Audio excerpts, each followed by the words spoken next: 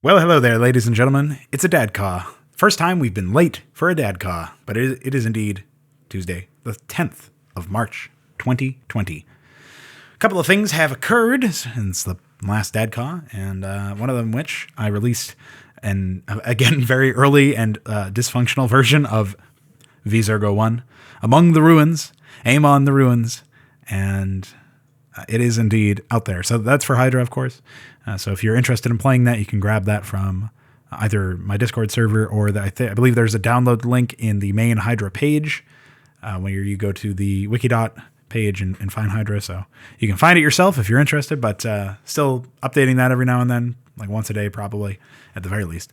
And still trying to figure out what exactly needs to be done to make the AI a little bit more functional and a little bit more stable. So a couple of different things definitely need to be addressed, one of which is the late game priority stuff, where it's not really late game specific. It's just that it generally happens in the mid to late game where the AI receives too many requests simultaneously and then brick walls and doesn't spend any of its money until enough towns get destroyed by the player or by an enemy or something.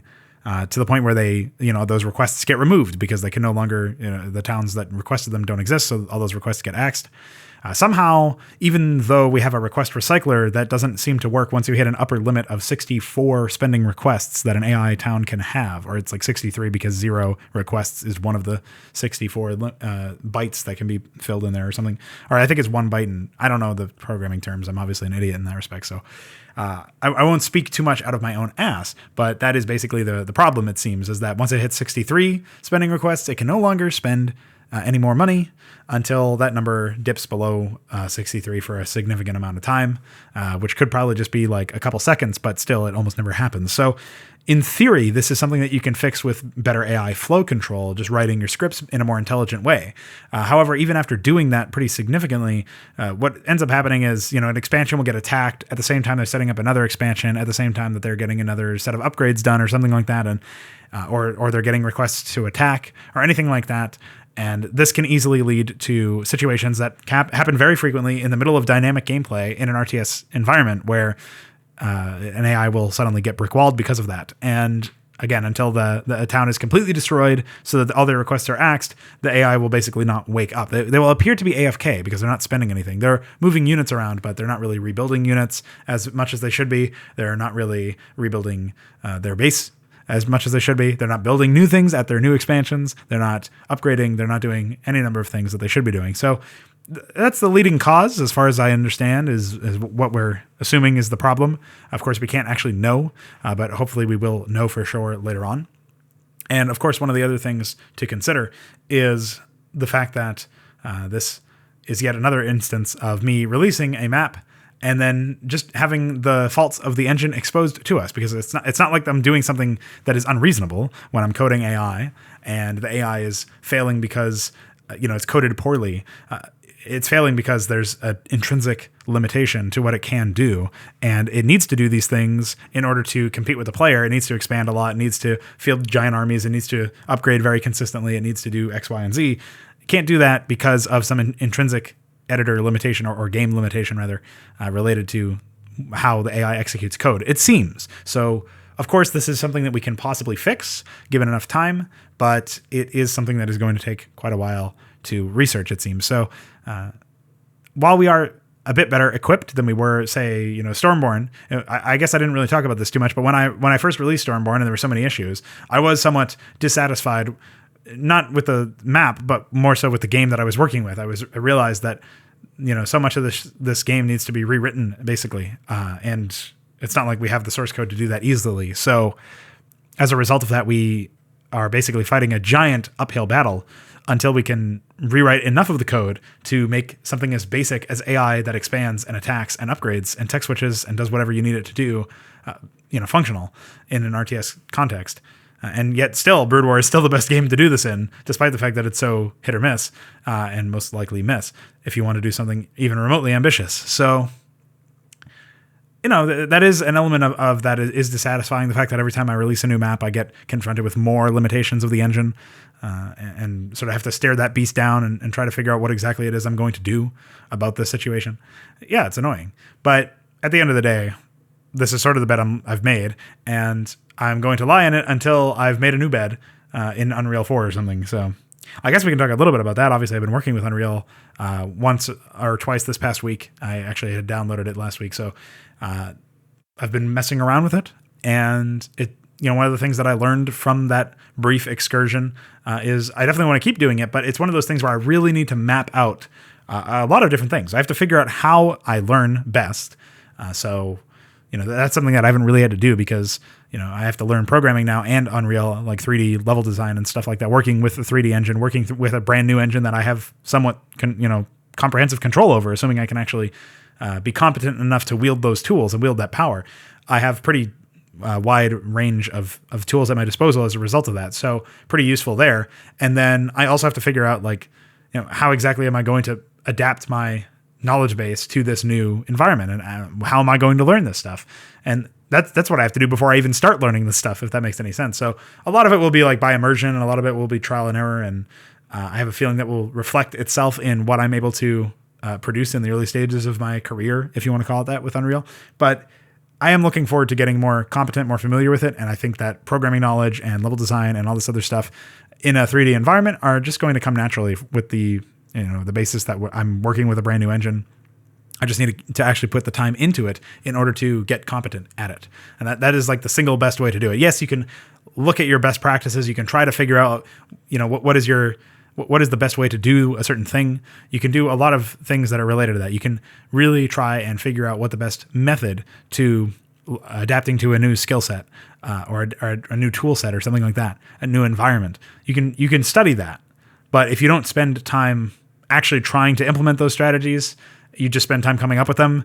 At the end of the day, you won't have actually learned much. So it's not particularly useful to get too much in my head about that. And that is one of those other things that I've been realizing lately. So definitely want to continue trying to figure out exactly how I'm going to assemble my way through Unreal, I guess. So stumbling aside in that particular regard, I was also able to begin the development of Inconsummate recently. This was not last week, but this is something that just happened recently. I want to continue working with Inconsummate in general, obviously throughout the month of March and throughout the rest of the year until it's done.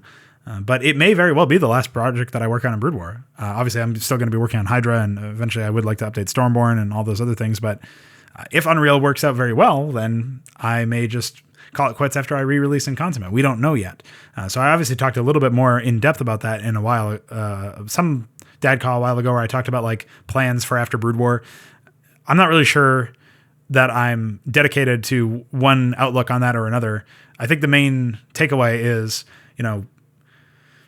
if there's a chance for me to be able to make a better engine for myself to work within, to make good, high-quality RTS content, then I should take that chance and I should explore that possibility. And at the end of the day, the worst thing that happens is I come back and I have to pick up where I left off in Brood War because that attempt was a failure in that sense, or it didn't end up panning out as well as I thought it would.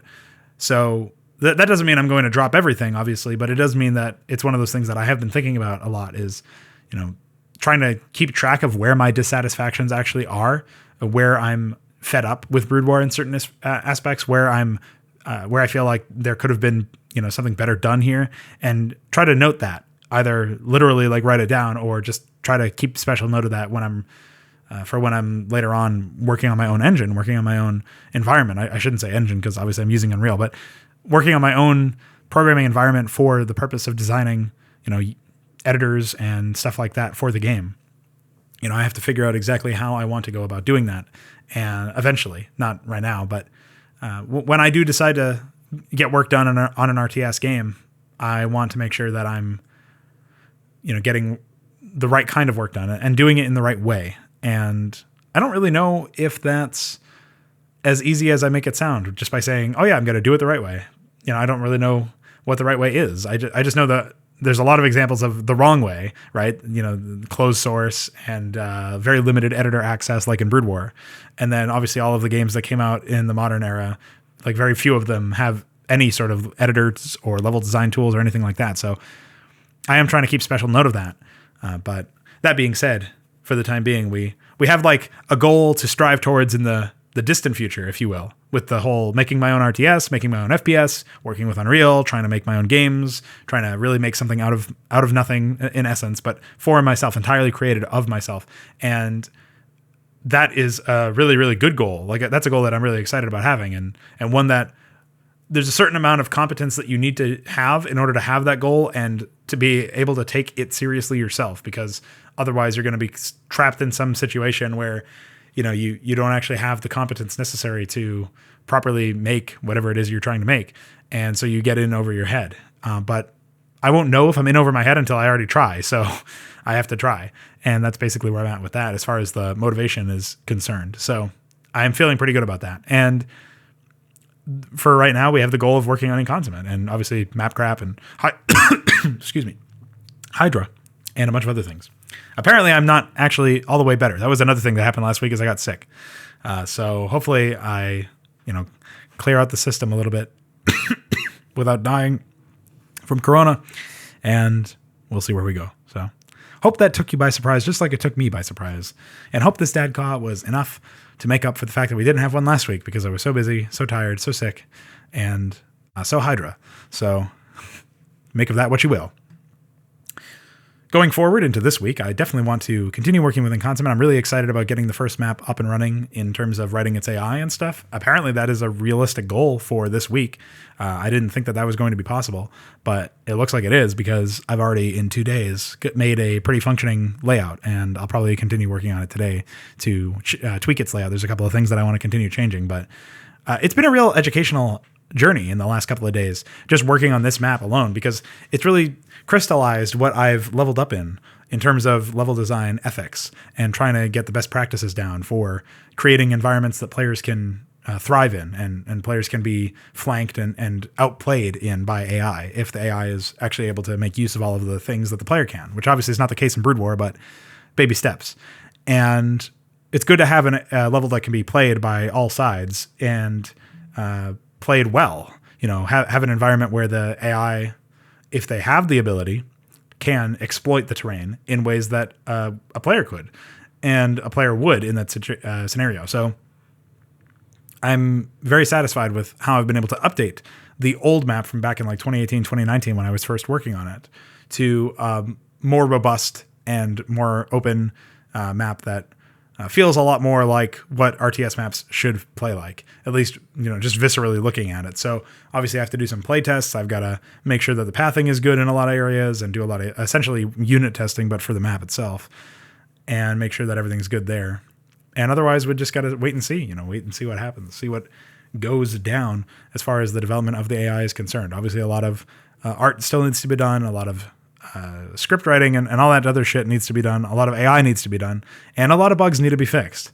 But I'm pretty happy with how things have been going so far, and I want to continue to develop a really like S-class RTS environment or RTS content, I guess. So I hope you enjoy the ride. It's going to be a long one for this particular project, but at least we can say we started, which is more than we could say last week. So pretty epic.